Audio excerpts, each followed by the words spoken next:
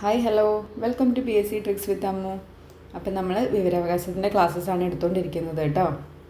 അപ്പോൾ ഇന്ന് ഞാൻ അതിൻ്റെ ബാക്കിയായിട്ടാണ് വന്നിരിക്കുന്നത്. അപ്പോൾ നമുക്ക് വേഗം ക്ലാസ്സിലേക്ക് പോകാം. കാരണം ഈ ക്ലാസ് കൊണ്ട് ഈ വിവരാവകാശം നമുക്ക് കംപ്ലീറ്റ് ചെയ്യാൻ വേണ്ടിയിട്ടാണ് കേട്ടോ. വേറെ നമുക്ക് രണ്ട് SCERT ഇമ്പോർട്ടൻ്റ് ആയിട്ടുള്ള രണ്ട് SCERT ചാപ്റ്റർ നമുക്ക് നോക്കാനുണ്ട്. അത് കഴിഞ്ഞിട്ട് കറണ്ട് അഫെയർ നോക്കാനുണ്ട്. അപ്പോൾ നമുക്ക് ഈ ഒരു ക്ലാസ്സോടുകൂടി വിവരാവകാശം തീർക്കാവേ. അപ്പോൾ എല്ലാവരും ശ്രദ്ധിച്ചിരിക്കുക കേട്ടോ. ഈ ആദ്യത്തെ പാർട്ട് കാണാത്തവർ എന്തായാലും കയറിയിട്ട് കാണുക കേട്ടോ. എല്ലാം ഡീറ്റെയിൽ ആയിട്ട് കൊടുത്തിട്ടുണ്ട്. സംസ്ഥാന ഇൻഫർമേഷൻ കമ്മീഷണറെ നീക്കം ചെയ്യലിനെ കുറിച്ച് പ്രതിപാദിക്കുന്ന സെക്ഷൻ ഏതാണ്?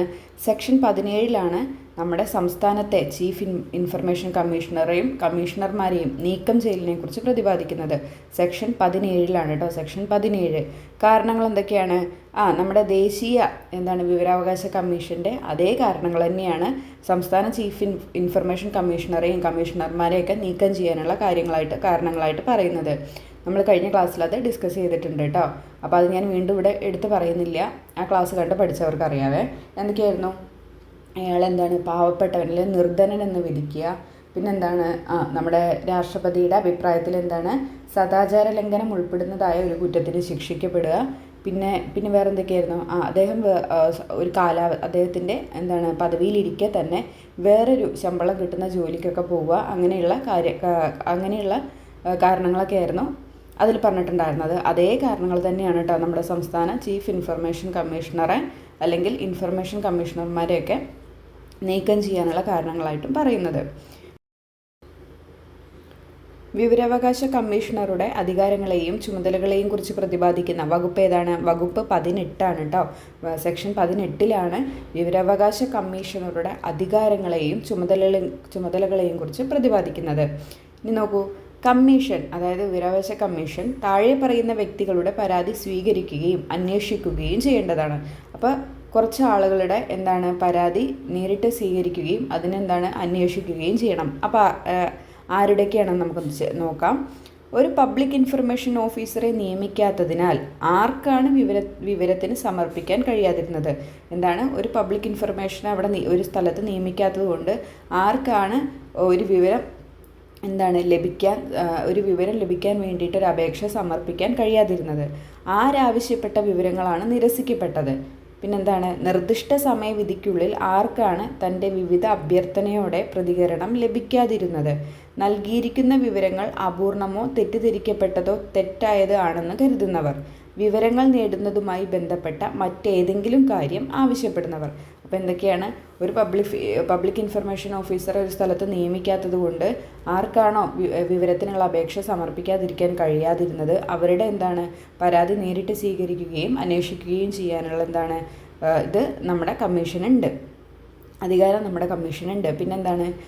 ആരപേക്ഷിക്കപ്പെട്ട വിവരങ്ങളാണ് നിരസിക്കപ്പെട്ടത്, അത് കൊടുക്കാണ്ടിരുന്നത്. ഒരു സമയത്തിനുള്ളിൽ അവരുടെ ഇത്ര സമയം എന്നുണ്ടല്ലോ നമ്മളുടെ വിവരങ്ങളൊക്കെ ലഭിക്കാൻ വേണ്ടിയിട്ട് നമ്മൾ പറഞ്ഞിട്ടുണ്ടായിരുന്നു.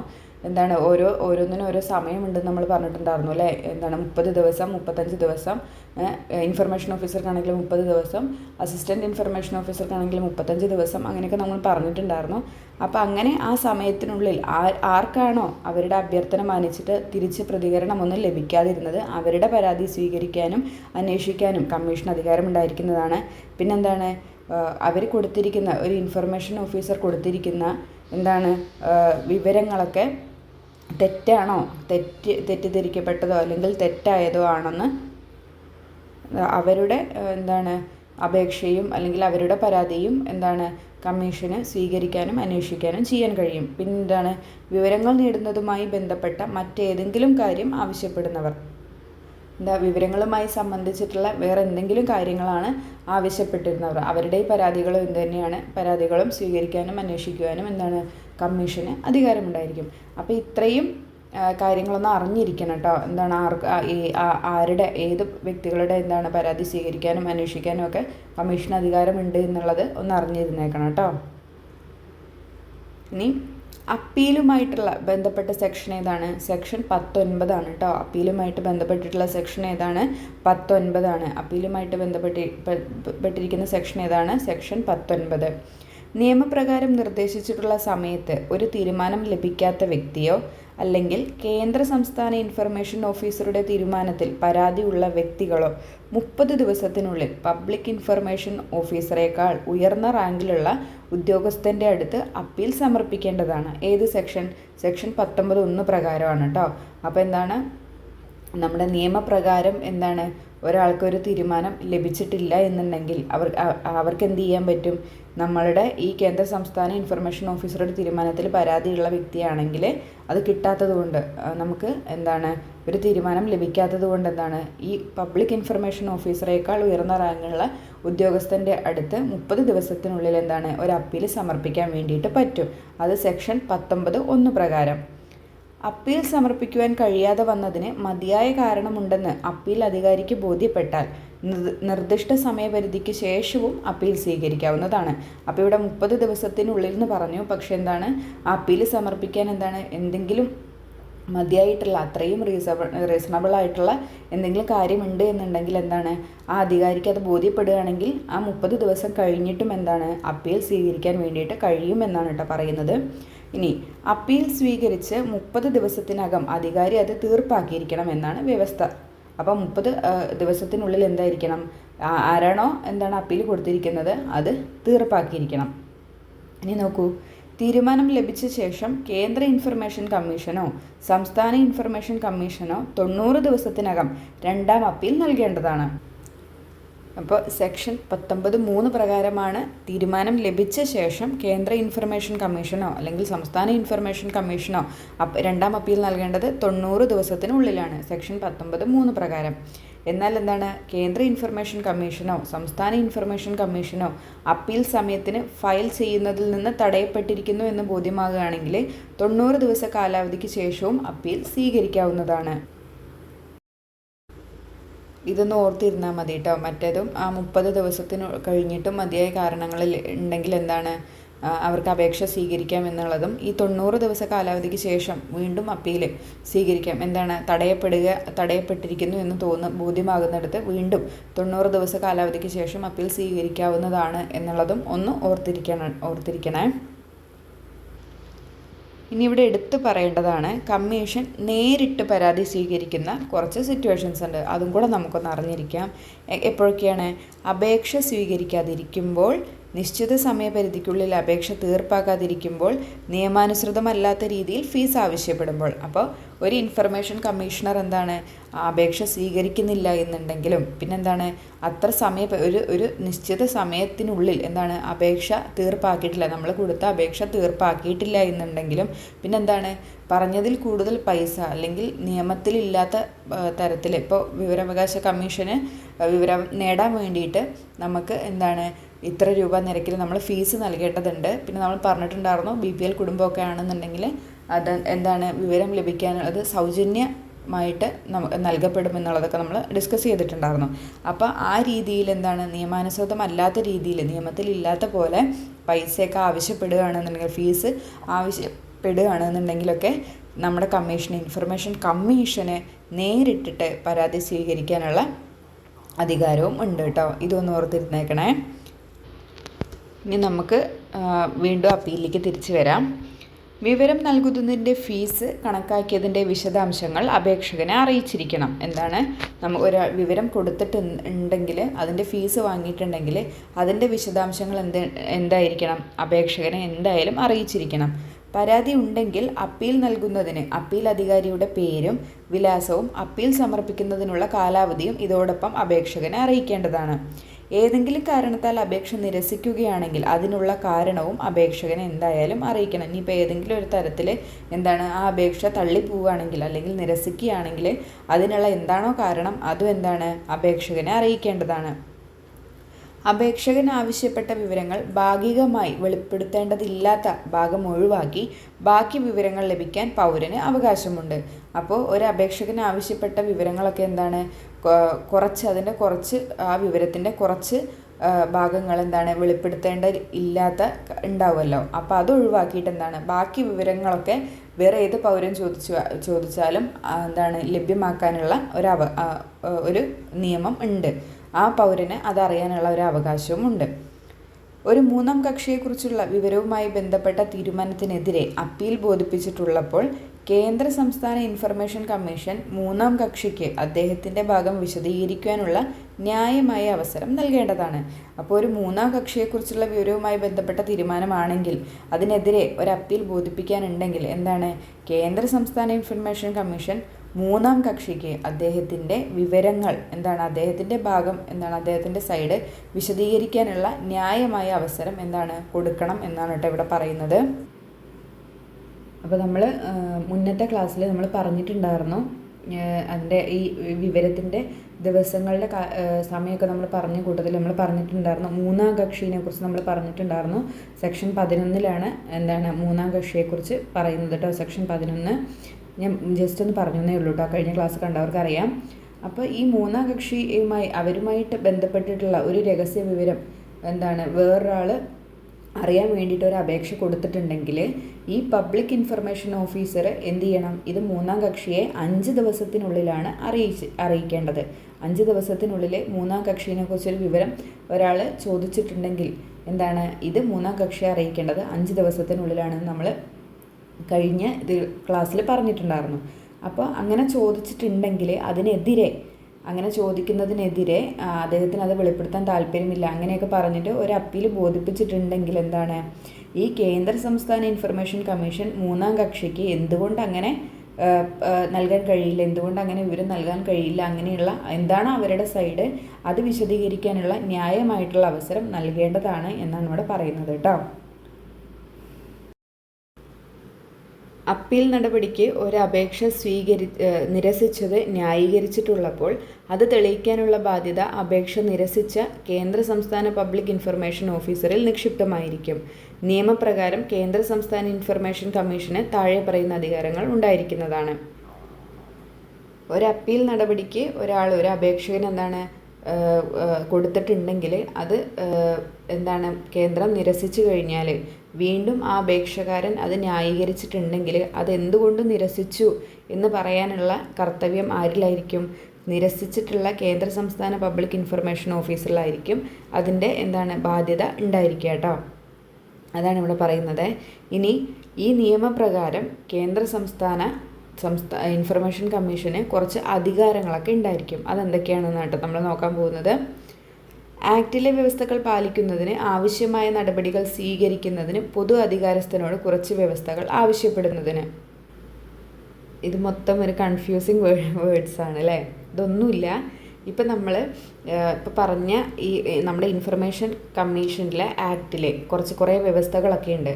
ഈ ഇൻഫർമേഷൻ കമ്മീഷണർമാർ പാലിക്കേണ്ട കുറേ വ്യവസ്ഥകളൊക്കെ ഉണ്ട്. അപ്പോൾ അത് പാലിച്ചിട്ട് എന്താണ് ഒരാളൊരു അപേക്ഷ കൊടുത്തു കഴിഞ്ഞാൽ അല്ലെങ്കിൽ ഒരാളൊരു പരാതി കൊടുത്തു കഴിഞ്ഞാൽ അതിൻ്റെ നടപടികളൊക്കെ സ്വീകരിക്കാൻ വേണ്ടിയിട്ട് അയാൾക്ക് ഏത് സ്ഥാപനത്തിലെ വിവരങ്ങളാണോ വേണ്ടത് അപ്പോൾ ആ സ്ഥാപനത്തിലെ അധികാരിയോട് എന്താണ് കുറച്ച് കാര്യങ്ങളൊക്കെ ആവശ്യപ്പെടാനുള്ള അധികാരം ഉണ്ട് എന്നാണ് ഇവിടെ പറയുന്നത് കേട്ടോ. നമ്മുടെ ഇൻഫർമേഷൻ കമ്മീഷന് അങ്ങനെയുള്ള അധികാരങ്ങൾ, അങ്ങനെ ഒരു അധികാരസ്ഥനോട്, ഒരു പൊതു അധികാരസ്ഥനോട്, ഏതെങ്കിലും ഒരു സ്ഥാപനത്തിലെ പൊതു അധികാരസ്ഥനോട് വിവരങ്ങളൊക്കെ ആവശ്യപ്പെടാനുള്ള അധികാരം ഉണ്ട് എന്നാണ് പറയുന്നത്. അതെന്തൊക്കെയാണെന്ന് നോക്കാം. പ്രത്യേക രീതിയിൽ വിവരങ്ങൾ പ്രാപ്യമാക്കുന്നതിന് കേന്ദ്ര സംസ്ഥാന പബ്ലിക് ഇൻഫർമേഷൻ ഓഫീസറെ നിയമിക്കുന്നതിന്, ചില വിവരങ്ങളോ അല്ലെങ്കിൽ ചില വിഭാഗത്തിലുള്ളതായ വിവരങ്ങൾ പ്രസിദ്ധീകരിക്കുന്നതിന്, രേഖകളുമായി ബന്ധപ്പെട്ട സൂക്ഷിപ്പിനും സംരക്ഷണത്തിനും നശിപ്പിക്കലിനും അതിൻ്റെ നടപടികൾ ആവശ്യമായ മാറ്റങ്ങൾ വരുത്തുന്നതിന്, ഉദ്യോഗസ്ഥന്മാർക്ക് വിവരത്തിനുള്ള പരിശീലനം വ്യവസ്ഥ ചെയ്യുന്നത് വിപുലമാക്കുന്നതിന്, ഒരു വാർഷിക റിപ്പോർട്ട് സമർപ്പിക്കുന്നതിന്. അപ്പോൾ ഇത്രയാണ് അവർക്ക് ഒരു പൊതു അധികാരസ്ഥനോട് ആവശ്യപ്പെടാനുള്ള കുറച്ച് കാര്യങ്ങൾ എന്ന് പറയുന്നത് കേട്ടോ. നമ്മുടെ ഇൻഫർമേഷൻ കമ്മീഷണർക്ക് കുറച്ച് അധികാരങ്ങൾ. അപ്പോൾ നമ്മുടെ കമ്മീഷന് ഏത് രീതിയിലാണോ വിവരങ്ങൾ വേണ്ടത് അതനുസരിച്ചിട്ട് ചോദിക്കാം. പിന്നെന്താണ്, കേന്ദ്ര സംസ്ഥാന പബ്ലിക് ഇൻഫർമേഷൻ ഓഫീസറെ നിയമിക്കാൻ വേണ്ടിയിട്ട് ഒരു ഇൻഫർമേഷൻ കമ്മീഷന് ലഭിക്കാൻ വേണ്ടിയിട്ട് ഒരു കേന്ദ്രത്തിലോ അല്ലെങ്കിൽ സംസ്ഥാനത്തിലോ വിവരാവകാശ ഓഫീസറെ നിയമിക്കാൻ വേണ്ടിയിട്ടുള്ള അധികാരം ഉണ്ടായിരിക്കും. ചില വിവരങ്ങളോ അല്ലെങ്കിൽ ചില ഓരോ വിഭാഗത്തിലുള്ളതുമായിട്ടുള്ള വിവരങ്ങൾ പ്രസിദ്ധീകരിക്കാൻ വേണ്ടിയിട്ടുള്ള അധികാരമുണ്ടായിരിക്കും.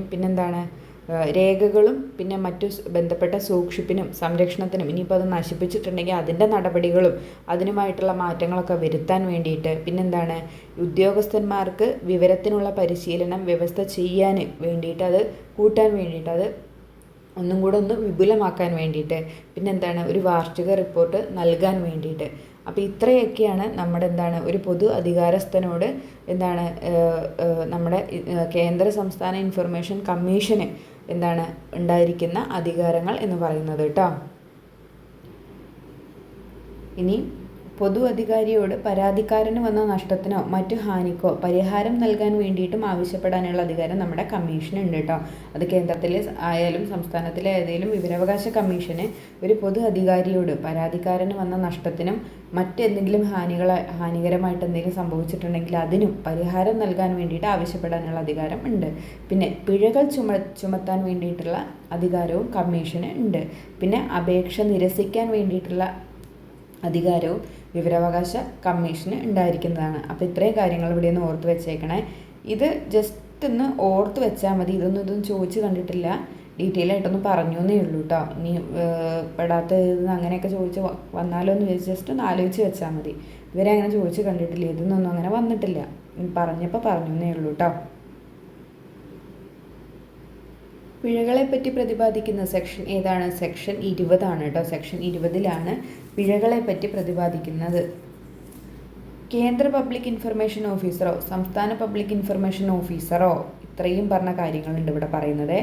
ഇനി ഈ കേന്ദ്രത്തിലെയും സംസ്ഥാനത്തിലെയും പബ്ലിക് ഇൻഫർമേഷന്മാർ കാരണമില്ലാതെ വിവരത്തിനുള്ള അപേക്ഷ സ്വീകരിക്കുന്നത് വിസമ്മതിച്ചാലോ, നിയമം നിർദ്ദേശിക്കുന്ന സമയത്തിനുള്ളിൽ വിവരം നൽകാതിരുന്നാലോ, വിവരത്തിനായുള്ള അപേക്ഷ ഉത്തമ വിശ്വാസമില്ലാതെ നിഷേധിച്ചാലോ, അറിഞ്ഞുകൊണ്ട് തെറ്റായതും അപൂർണവുമായ വിവരം നൽകിയാലോ, ഏതെങ്കിലും തരത്തിൽ വിവരം നൽകുന്നതിനെ തടസ്സപ്പെടുത്തുകയോ ചെയ്താൽ അപേക്ഷ ലഭിക്കുന്നതുവരെയോ അല്ലെങ്കിൽ വിവരം നൽകുന്നതുവരെയോ ഓരോ ദിവസവും 250 രൂപ വീതം പിഴ ചുമത്തേണ്ടതാകുന്നു.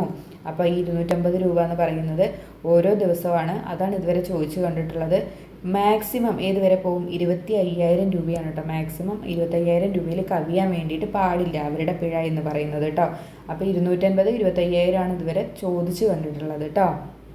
അപ്പോൾ അവർ ഈ പറയുന്ന കാരണങ്ങളൊക്കെ ചെയ്തിട്ടുണ്ടെങ്കിലാണ് കേട്ടോ കാരണമില്ലാതെ വിവരത്തിനുള്ള അപേക്ഷ സ്വീകരിക്കാതിരിക്കുക, പിന്നെന്താണ് നിയമം നിർദ്ദേശിക്കുന്ന സമയത്തിനുള്ള വിവരം നൽകാതിരിക്കുക, പിന്നെന്താണ് വിവരത്തിനായിട്ടുള്ള അപേക്ഷ ഉത്തമ വിശ്വാസമില്ലാതെ നിഷേധിക്കുക, പിന്നെ അറിഞ്ഞുകൊണ്ട് തെറ്റായതും അപൂർണവുമായ വിവരം നൽകുക, ഏതെങ്കിലും തരത്തിൽ വിവരം നൽകുന്നതിനെ തടസ്സപ്പെടുത്തുക, പിന്നെന്താണ് അങ്ങനെയൊക്കെ ചെയ്തു കഴിഞ്ഞാൽ ഈ അപേക്ഷ ലഭിക്കുന്നത് വരെയോ അല്ലെങ്കിൽ വിവരം നൽകുന്നത് വരെയോ ഓരോ ദിവസവും ഇവർ 250 രൂപ വീതം പിഴ ചുമത്തണം. 25,000 രൂപയിൽ കവിയാനും പാടില്ല എന്നാണ് പറയുന്നത്.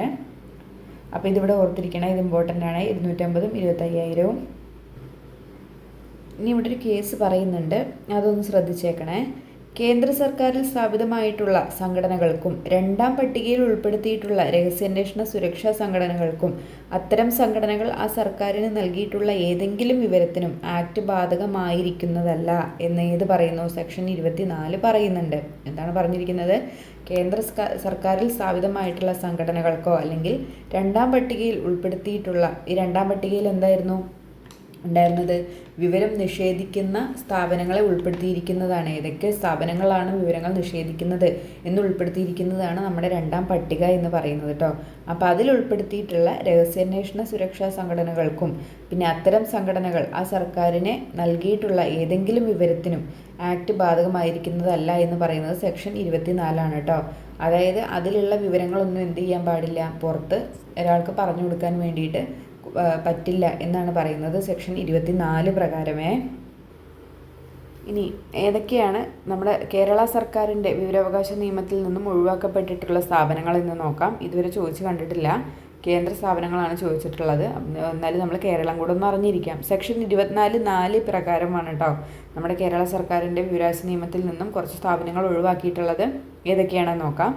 സ്പെഷ്യൽ ക്രൈം ബ്രാഞ്ച് CID, പിന്നെ ഏതാണ് crime branch CID, district special branches of all district cities, district and crime record bureaus, police telecommunication unit, state and regional forensic laboratory, state and district finger print bureaus. അപ്പോൾ ഇതിനെ കേൾക്കുമ്പോൾ നമുക്കറിയാലോ വളരെ important ആയിട്ടുള്ള സ്ഥാപനങ്ങളാണ് ഇവയെല്ലാം എന്ന് പറയുന്നത് അല്ലേ. നമുക്ക് ഒരു പൗരന്, ഇന്ത്യയിലുള്ള ഏത് പൗരനായിക്കോട്ടെ പെട്ടെന്ന് ചോദിച്ച് കഴിഞ്ഞാൽ കൊടുക്കാൻ പറ്റിയ വിവരങ്ങളല്ല ഈ സ്ഥാപനങ്ങളിൽ നിന്ന് നമുക്ക് ലഭിക്കുക. ഇത് ജസ്റ്റ് ഒന്ന് നമുക്ക് വായിച്ചാൽ മതി കേട്ടോ.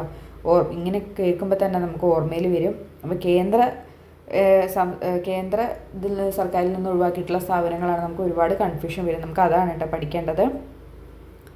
ഇനി നോക്കൂ, അഴിമതി ആരോപണങ്ങളെയും മനുഷ്യാവകാശ ലംഘനങ്ങളെയും സംബന്ധിച്ച് വിവരം ഒഴിവാക്കപ്പെടാവുന്നതല്ല എന്ന് സെക്ഷൻ 24(1) പറയുന്നുണ്ട് കേട്ടോ. അഴിമതി ആരോപണങ്ങളെയും മനുഷ്യാവകാശ ലംഘനങ്ങളെയും സംബന്ധിച്ചിട്ടുള്ള വിവരം ഒഴിവാക്കാൻ പറ്റില്ല എന്ന് സെക്ഷൻ 24(1) പറയുന്നുണ്ട്.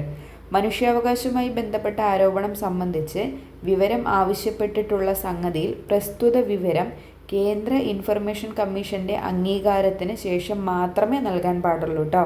അതും അത്തരത്തിലുള്ളൊരു വിവരം അപേക്ഷ ലഭിച്ച 45 ദിവസത്തിനകം കൊടുക്കേണ്ടതുമാണ്. ഇപ്പം മനുഷ്യാവകാശവുമായിട്ട് ബന്ധപ്പെട്ടിട്ടുള്ള ഒരു ആരോപണം സംബന്ധിച്ചിട്ടുള്ള വിവരമാണെന്നുണ്ടെങ്കിൽ നമ്മുടെ കേന്ദ്ര ഇൻഫർമേഷൻ കമ്മീഷൻ്റെ അംഗീകാരത്തിന് ശേഷം മാത്രമാണ് ആ അപേക്ഷ നൽകിയ ആൾക്ക് കൊടുക്കാൻ വേണ്ടിയിട്ട് പാടുള്ളൂ. അതും 45 ദിവസത്തിനുള്ളിൽ കൊടുക്കേണ്ടതുമാണ്. ഇനി നമുക്ക് വിവരാവകാശ നിയമത്തിൽ നിന്നും ഒഴിവാക്കപ്പെട്ടിട്ടുള്ള കേന്ദ്ര സർക്കാർ സ്ഥാപനങ്ങൾ നോക്കാം. 24(1) ഈ വിവരാവകാശ നിയമത്തിൽ നിന്നും ഒഴിവാക്കപ്പെട്ടിട്ടുള്ള കേന്ദ്ര സർക്കാർ സ്ഥാപനങ്ങളെക്കുറിച്ച് പറയുന്നത്. ഏതൊക്കെയാണ് നോക്കാം, ഇമ്പോർട്ടൻ്റ് ആണ്.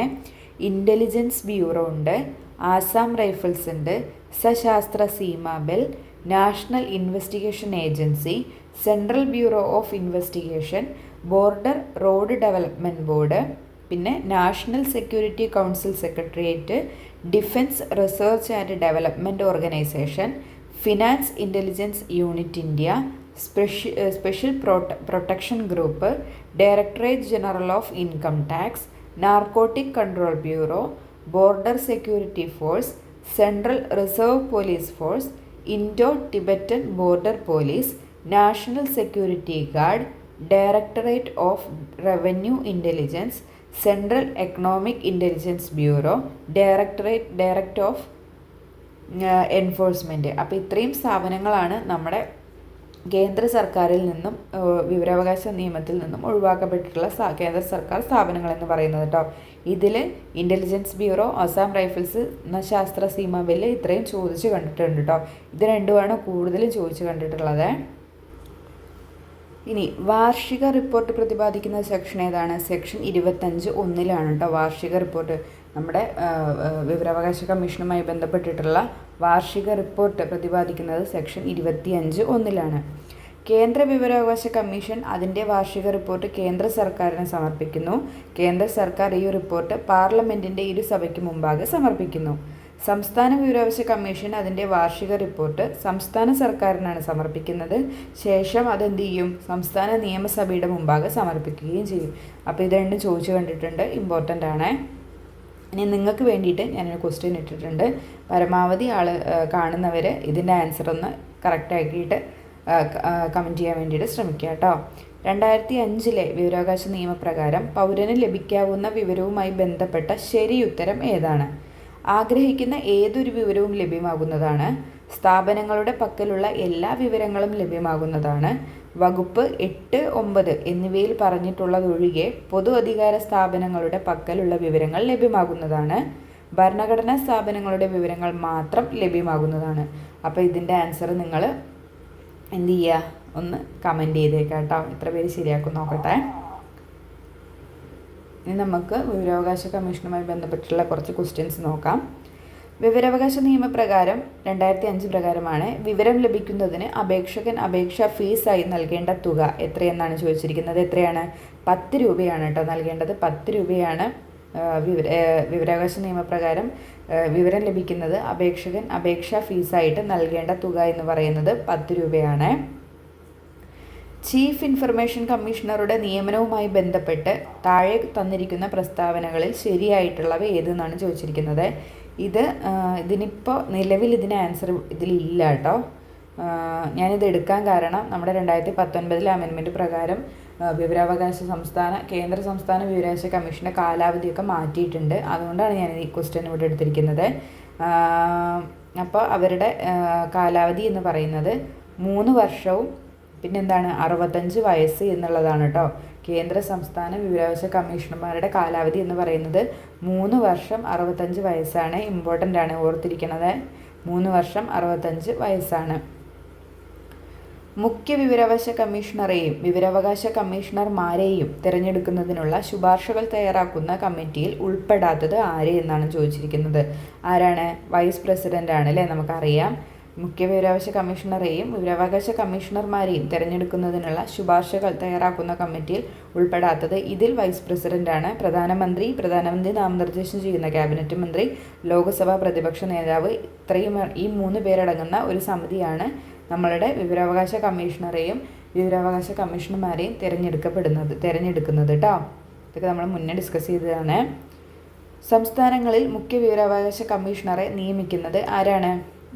ഗവർണറാണ് അല്ലേ. സംസ്ഥാനങ്ങളിൽ മുഖ്യ വിവരാവകാശ കമ്മീഷണറെ നിയമിക്കുന്നത് ഗവർണറാണ്. കേന്ദ്രത്തിലാണെങ്കിൽ ആരാണ്? അത് പ്രസിഡൻ്റാണ് കേട്ടോ. ഇവിടെ ഒരു ബയോളജി ക്വസ്റ്റ്യൻ കിടക്കുന്നുണ്ട്. മനുഷ്യ ഹൃദയത്തെ പൊതിഞ്ഞു കാണുന്ന ഇരട്ട സ്ഥലമുള്ള ആവരണം ഏതാണ്? അതിൻ്റെ ആൻസർ ഒന്ന് കമൻറ്റ് ചെയ്തേക്കിട്ട് അറിയണവർ. ഇനി വിവരാവകാശ നിയമത്തിൻ്റെ ലക്ഷ്യങ്ങളുമായി ബന്ധപ്പെട്ട പ്രസ്താവനകൾ ശരിയായത് കണ്ടെത്താൻ വേണ്ടിയിട്ടാണ് പറഞ്ഞിരിക്കുന്നത്. ശരിയായതാണ്. അഴിമതി നിയന്ത്രിക്കുന്നതിന്, ഉദ്യോഗസ്ഥർക്കിടയിൽ ഉത്തരവാദിത്ത ബോധം ഉണ്ടാക്കുന്നതിന്, ഗവൺമെൻറ്റിൻ്റെ പ്രവർത്തനങ്ങൾ സുതാര്യമാക്കുന്നതിന്. ഇതെല്ലാം ശരിയാണ് അല്ലേ. ഇതെല്ലാം എന്തിനു വേണ്ടിയിട്ടാണ്? നമ്മുടെ വിവരാവകാശ നിയമത്തിൻ്റെ ലക്ഷ്യങ്ങളാണ്. എന്തൊക്കെയെന്ന് പറയുന്നത്? അഴിമതി നിയന്ത്രിക്കുക, ഉദ്യോഗസ്ഥർക്കിടയിൽ ഉത്തരവാദിത്ത ബോധം ഉണ്ടാക്കുക, ഗവൺമെൻറ്റിൻ്റെ പ്രവർത്തനങ്ങൾ സുതാര്യമാക്കുക എന്നുള്ളത് കേട്ടോ. വിവരാവകാശ നിയമം 2005 പ്രകാരം അപേക്ഷകന് ഫീസ് ഇല്ലാതെ നൽകപ്പെടുന്നത് ഏതൊക്കെ സിറ്റുവേഷനിലാണെന്നാണ് ചോദിച്ചിരിക്കുന്നത്. അപേക്ഷകൻ ഒരു BPL വ്യക്തിയാണെങ്കിൽ, പിന്നെന്താണ്? അപേക്ഷ നൽകി 30 ദിവസത്തിനുള്ളിൽ ഒരു പൊതു അതോറിറ്റി വിവരങ്ങൾ നൽകാൻ പരാജയപ്പെടുന്നിടത്ത്, 45 ദിവസത്തിനുള്ളിൽ ഒരു പൊതു അതോറിറ്റി വിവരങ്ങൾ നൽകാൻ പരാജയപ്പെടുന്നിടത്ത്, ഒരു പൊതു അതോറിറ്റി തെറ്റായ വിവരങ്ങൾ അപേക്ഷകന് നൽകുന്നിടത്ത്. ഇത് രണ്ടും ഇല്ല. നമ്മുടെ ഓപ്ഷൻ ഇവിടെ 1ഉം 2ഉം മാത്രമാണ്. ഇത് 2 മാത്രമേ ഉള്ളൂ കേട്ടോ. BPL വ്യക്തിയാണെങ്കിൽ എന്താണ്? സൗജന്യമായിട്ട് വിവരങ്ങളെല്ലാം കൊടുക്കണം. പിന്നെന്താണ്? അപേക്ഷ നൽകി 30 ദിവസത്തിനുള്ളിൽ ഒരു പൊതു അതോറിറ്റി വിവരങ്ങൾ നൽകാൻ പരാജയപ്പെടുകയാണെങ്കിൽ പിന്നീടുള്ളതെല്ലാം എന്ത് ചെയ്യണം? പിന്നീടുള്ള വിവരങ്ങളെല്ലാം സൗജന്യമായിട്ട് തന്നെ നൽകണം. ഇത് നമ്മൾ കഴിഞ്ഞ ക്ലാസ്സിൽ എടുത്തിട്ടുണ്ട്. അപ്പോൾ കാണാത്തവരൊക്കെ കയറിയിട്ട് കാണുക കേട്ടോ. ആ ക്ലാസ് കാണാണ്ട് ഈ ക്ലാസ് കണ്ടിട്ട് ഒരു കാര്യമില്ലേ. ഇന്ത്യയിൽ വിവരാവകാശ നിയമം നിലവിൽ വന്നത് ഏത് വർഷത്തിലാണെന്നാണ് ചോദിച്ചിരിക്കുന്നത്. 2026 എന്നാണ്. 2025 ഒക്ടോബർ 12 അല്ലേ ഇന്ത്യയിൽ വിവരാവകാശ നിയമം നിലവിൽ വന്നത് എന്നാണ്. 2025 ഒക്ടോബർ 12 കേട്ടോ. 2025 ഒക്ടോബർ 12 ഓർത്ത് വെച്ചേക്കണേ. ഇമ്പോർട്ടൻ്റ് ക്വസ്റ്റ്യൻ ആണ്. ഞാനിപ്പോൾ ക്വസ്റ്റ്യൻ പേപ്പർ തപ്പണേൻ്റെ ഇടയിൽ 2-3 ക്വസ്റ്റ്യൻ പേപ്പറിൽ ഇത് തന്നെ ചോദിച്ചിട്ടുണ്ട്. ഡേറ്റ് അങ്ങനെ തന്നെ ചോദിച്ചിട്ടുണ്ട്. ഇതൊക്കെ ഡിഗ്രി പ്രിലിംസിലെ ക്വസ്റ്റ്യൻ ആണ് കേട്ടോ. ഇതൊക്കെ ഡിഗ്രി പ്രിലിംസിലെ ക്വസ്റ്റ്യൻസ് ആണ്. വിവരാവകാശ നിയമവുമായി ബന്ധപ്പെട്ട് താഴെ പറയുന്ന പ്രസ്താവനകൾ ഏതാണ് ശരിയെന്നാണ് ചോദിച്ചിരിക്കുന്നത്. സംസ്ഥാന വിവരാവകാശ ഉദ്യോഗസ്ഥൻ 3ാം കക്ഷി വിവരങ്ങൾ ഏതെങ്കിലും വ്യക്തിക്ക് നൽകാൻ ഉദ്ദേശിക്കുന്നുവെങ്കിൽ വിവരങ്ങൾ ആവശ്യപ്പെട്ട് 10 ദിവസത്തിനുള്ളിൽ ആ 3ാം വ്യക്തിക്ക് രേഖാമൂലം അറിയിപ്പ് നൽകണം. തെറ്റല്ലേ? 5 ദിവസത്തിനുള്ളിലാണ് നൽകേണ്ടത്. ഞാൻ നേരത്തെ കൂടെ പറഞ്ഞു 5 ദിവസത്തിനുള്ളിലാണ് 3ാം കക്ഷിയുമായി ബന്ധപ്പെട്ടിട്ടുള്ളൊരു വിവരമാണെങ്കിൽ നമ്മുടെ ഇൻഫർമേഷൻ കമ്മീഷണർ അവർക്ക് അറിയിപ്പ് കൊടുക്കേണ്ടത് 5 ദിവസത്തിനുള്ളിലാണ്, 10 ദിവസത്തിനുള്ളിലല്ല. വ്യാപാര അല്ലെങ്കിൽ വാണിജ്യ രഹസ്യങ്ങളുടെ കാര്യത്തിൽ 3ാം കക്ഷി വിവരങ്ങൾ ഒരിക്കലും വെളിപ്പെടുത്താൻ പാടില്ല. അതും എന്ത് തന്നെയാണ്? തെറ്റാണ്. ഇമ്പോർട്ടൻ്റ് ആയിട്ടുള്ള കാര്യമാണെന്നുണ്ടെങ്കിൽ അത് വെളിപ്പെടുത്താൻ വേണ്ടിയിട്ട് പറ്റും. ഏതെങ്കിലും ഒരു വിവരം അങ്ങനെ വ്യാപാര വാണിജ്യ രഹസ്യങ്ങളോ അല്ലെങ്കിൽ ഏതെങ്കിലും ഒരു വിവരമാണെങ്കിൽ കൂടെ നമ്മുടെ 3ാം കക്ഷിക്ക് എതിർപ്പുണ്ടെങ്കിൽ, ഒരു പൊതു താല്പര്യ സംരക്ഷണാർത്ഥം ആണെങ്കിൽ എതിർപ്പുണ്ടെങ്കിൽ, 3ാം കക്ഷിക്ക് എതിർപ്പുണ്ടെങ്കിൽ പോലും എന്ത് ചെയ്യാൻ പറ്റും? അത് അപേക്ഷകന് ആ വിവരങ്ങൾ കൈമാറാൻ വേണ്ടിയിട്ട് പറ്റും കേട്ടോ. പക്ഷേ 3ാം കക്ഷിക്ക് അതിനെതിരെ അപ്പീലിന് പോകാനുള്ള ഒരു അവകാശവും കൂടി ഉണ്ട് എന്നുള്ള കാര്യം ഓർത്തിരിക്കുക കേട്ടോ. ഇനി 3ാം കക്ഷി വിവരങ്ങൾ നൽകാനുള്ള നോട്ടീസിന് അപ്പീൽ നൽകാൻ കഴിയില്ല എന്നാണ് പറയുന്നത്. പക്ഷെ അപ്പീൽ നൽകാൻ കഴിയും കേട്ടോ. മൂന്നാം കക്ഷി വിവരങ്ങൾ നൽകാനുള്ള തീരുമാനത്തിനെതിരെ മൂന്നാം കക്ഷിക്ക് അപ്പീൽ നൽകാൻ വേണ്ടിയിട്ട് കഴിയും. അപ്പോൾ ആൻസർ നമുക്കിവിടെ മുകളിൽ പറഞ്ഞവ എന്നും എന്ത് തന്നെയാണ്, ശരിയല്ല, എല്ലാം തെറ്റാണ് കേട്ടോ. വിവരാവകാശ നിയമത്തിൽ സെക്ഷൻ 11 പ്രകാരം മൂന്നാം കക്ഷിയുമായി ബന്ധപ്പെട്ട വിവരങ്ങൾ എപ്പോഴാണ് വെളിപ്പെടുത്താൻ കഴിയുക എന്നാണ് ചോദിച്ചിരിക്കുന്നത്. മൂന്നാം കക്ഷിയുടെ സമ്മതത്തോടെ മാത്രം പൊതു വിവര ഓഫീസർ അത് പൊതു താൽപ്പര്യമാണെന്ന് കരുതുകയും മൂന്നാം കക്ഷിക്ക് പ്രാതിനിധ്യം നൽകാൻ അവസരം നൽകുകയും ചെയ്താൽ കോടതി ഉത്തരവുകൾ പ്രകാരം മാത്രം ഒരിക്കലും അത് കർശനമായി നിരോധിച്ചിട്ടില്ല. അപ്പോൾ നമ്മുടെ ആൻസർ ഇവിടെ ഏതാണ്? പൊതുവിവര ഓഫീസർ അതൊരു പൊതു താൽപ്പര്യമാണെന്ന് കരുതുകയും ചെയ്താൽ ഈ മൂന്നാം കക്ഷിയുമായി ബന്ധപ്പെട്ടിട്ടുള്ള വിവരങ്ങളൊക്കെ കൊടുക്കാൻ വേണ്ടിയിട്ട് പറ്റും. അത് ഏതിൽ പറയുന്നുണ്ട്? സെക്ഷൻ 11 അങ്ങനെ പറയുന്നുണ്ട്. അപ്പോൾ ഇന്നത്തെ ക്ലാസ് കൊണ്ട് നമ്മുടെ വിവരാവകാശ കമ്മീഷൻ ഞാനിവിടെ തീർക്കുകയാണ് കേട്ടോ. ഇനി ഒരു മോഡൽ ക്വസ്റ്റ്യൻ കുറച്ച് ഞാൻ ഇടുന്നുണ്ട്. അപ്പോൾ അതിൽ ബാക്കിയുള്ള കാര്യങ്ങളൊക്കെ ആഡ് ചെയ്തിട്ട് മനുഷ്യാവകാശവും വിവരാവകാശവും കൂടെ ആഡ് ചെയ്തിട്ട് അങ്ങനെ ചോദിക്കാം. മനുഷ്യാവകാശം ഇപ്പം അങ്ങനെ 2 ക്ലാസ് തീർത്തിട്ടുണ്ട്. അപ്പോൾ ഇനി വിവരാവകാശം കൂടെ ഞാൻ അങ്ങനെ ക്ലാസ് എടുത്ത് തരാം, ഒരു Q&A ഫോമിൽ എടുത്തു തരാം. അപ്പോൾ ഒന്നും കൂടെ ഒന്ന് തലയിൽ ഒരു റിവിഷൻ പോലെ ചെയ്യാം. അപ്പോൾ ഒന്നും കൂടെ തലയിൽ കയറിക്കൊള്ളൂ കേട്ടോ. അപ്പോൾ ഇന്നത്തെ ക്ലാസ്സിൽ ഇത്രയേ ഉള്ളൂ. വേഗം തീർത്താണ് കേട്ടോ. ഞാൻ വെക്കേഷനാണ്, അപ്പോൾ ഞങ്ങൾ നാട്ടിൽ വന്നിരിക്കുകയാണ്, അതുകൊണ്ടാണ്. അപ്പോൾ അതിൻ്റെ ഇടയിൽ പഠിത്തം ഒന്നൊന്ന് പിന്നിലേക്കായിട്ടുണ്ട്. പക്ഷേ ഇപ്പോൾ 2-3 ദിവസം ഞാനും അങ്ങനെ എടുക്കാണ്ടിരുന്നിട്ടുള്ളൂ. എന്നാലും ഞാൻ കറണ്ട് അഫെയർ ഒക്കെ ചെക്ക് ചെയ്തിട്ടുണ്ടായിരുന്നു കേട്ടോ. നമ്മുടെ BSc ബുള്ളറ്റിൻ കറണ്ട് അഫെയർ ഒക്കെ ഞാൻ കിടക്കുമ്പോഴൊക്കെ ഞാൻ ഇങ്ങനെ വായിച്ചു വിട്ടിട്ടുണ്ടായിരുന്നു.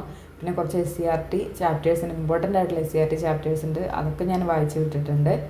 അങ്ങനെ പോയി പഠിക്കാണ്ടിരിക്കുന്നില്ല. പക്ഷെ എന്നാലും ബാക്കിയുള്ള തിരക്കുകൾ അറിയാമല്ലോ, വെക്കേഷൻ ആയി കഴിഞ്ഞാൽ ഭയങ്കര തിരക്കായിരിക്കും, എല്ലാവർക്കും ഭയങ്കര തിരക്കായിരിക്കും. എങ്ങനെയാണ് നിങ്ങളുടെ വെക്കേഷനൊക്കെ? എല്ലാവരും നാട്ടിലൊക്കെ പോയോ, വീട്ടിലൊക്കെ പോയോ? കുട്ടികളുടെയൊക്കെ ഒരു ബഹളമായിരിക്കില്ല, കുട്ടികളുള്ളവർ വീട്ടിൽ. അപ്പോൾ കുട്ടികളെ മക്കളെയൊക്കെ നന്നായിട്ട് ശ്രദ്ധിക്കുക കേട്ടോ. വെക്കേഷൻ സമയമാണ്, നമ്മൾ പഠിക്കണ സമയത്താണെങ്കിൽ കൂടെ എപ്പോഴും നമ്മുടെ മക്കളുടെ മേലെ 2 കണ്ണ് എപ്പോഴും ഉണ്ടായിരിക്കണം കേട്ടോ. ആരും നമ്മുടെ മക്കളെ ശ്രദ്ധിക്കില്ല, നമ്മൾ എന്നെ ശ്രദ്ധിക്കണം, നമ്മുടെ മക്കളാണ്, നമ്മൾ എന്നെ കൂടുതൽ കെയർ കൊടുക്കുക കേട്ടോ. ഇപ്പോൾ ഇന്ന് രാത്രിയിൽ അങ്ങനെ ഉറങ്ങാനേ കഴിഞ്ഞിട്ടില്ല. ഒരു പാലക്കാട് ഒരു ന്യൂസ് എല്ലാവരും കേട്ടിട്ടുണ്ടാവുമെന്ന് വിചാരിക്കുന്നു കേട്ടോ.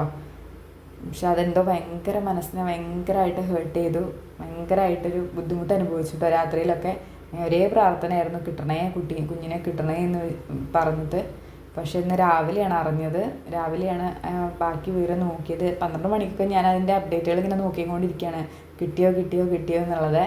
പക്ഷെ ഇന്ന് രാവിലെയാണ് അറിഞ്ഞത്. കുട്ടി ഇങ്ങനെ അത് അശ്രദ്ധ എന്ന് തന്നെ പറയാം കേട്ടോ, പൂർണ്ണമായിട്ട് അവരുടെ അശ്രദ്ധയാണ്. വെക്കേഷൻ സമയമാണ്, എന്നിരുന്നാൽ കൂടെ നമ്മുടെ മക്കളുടെ മേലെ എപ്പോഴും ഒരു കണ്ണ് വേണം കേട്ടോ.